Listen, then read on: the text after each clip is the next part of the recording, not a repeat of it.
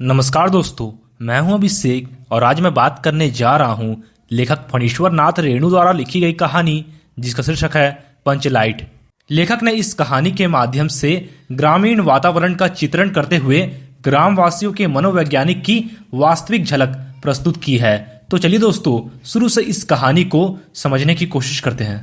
गांव में रहने वाली विभिन्न जातियां अपनी अलग अलग टोली बनाकर रहती है।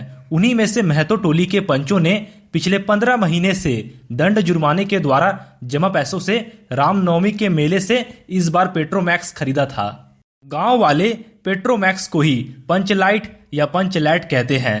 पंचलाइट खरीदने के बाद बचे 10 रुपए से पूजा की सामग्री खरीदी गई। पंचलाइट को देखने के लिए टोले के सभी बालक, औरतें और मर्द इकट्ठे हो गए और सरदार ने अपनी पत्नी को आदेश दिया कि वह इसके पूजा पाठ का प्रबंध करे। महतो टोली के सभी लोग पंचलैट के आने से अत्यधिक उत्साहित है, लेकिन उनके सामने एक बड़ी समस्या यह आ गई कि पंचलैट जलाएगा कौन, क्योंकि किसी भी व्यक्ति को पंचलैट जलाना नहीं आता था।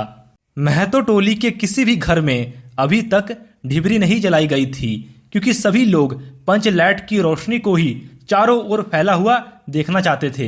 लेकिन पंचलैट के ना जलने से पंचों के चेहरे उतर गए और राजपूत टोली के लोग उनका मजाक बनाने लगे, जिसे सभी लोगों ने धैर्यपूर्वक सहन किया। इसके बावजूद पंचों ने तय किया कि दूसरी टोली के व्यक्ति की मदद से पंचलैट नहीं जलाया जाएगा।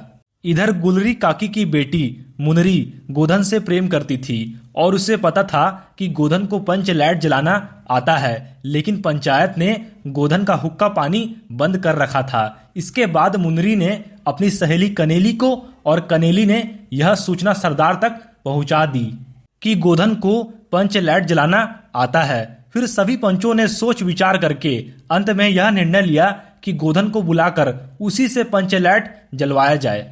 फिर सरदार द्वारा भेजे गए छड़ीदार के कहने से नहीं आने पर गोधन को मनाने गुलरी काकी गई। तब गोधन ने आकर पंचलैट में तेल भरा और जलाने के लिए स्पिरिट मांगा, लेकिन स्पिरिट के अभाव में उसने नारियल के तेल से ही पंचलैट जला दिया। पंचलैट के जलते ही टोली के सभी सदस्यों में खुशी की लहर दौड़ गई। लोगों ने एक स्वर में महावीर स्वामी की जय ध्वनि की और कीर्तन शुरू हो गया। गोधन ने जिस होशियारी से पंचलैट को जला दिया था, उससे सभी लोग प्रभावित हुए थे। गोधन के प्रति सभी लोगों के दिल का मैल दूर हो गया और गोधन ने सभी का दिल जीत लिया।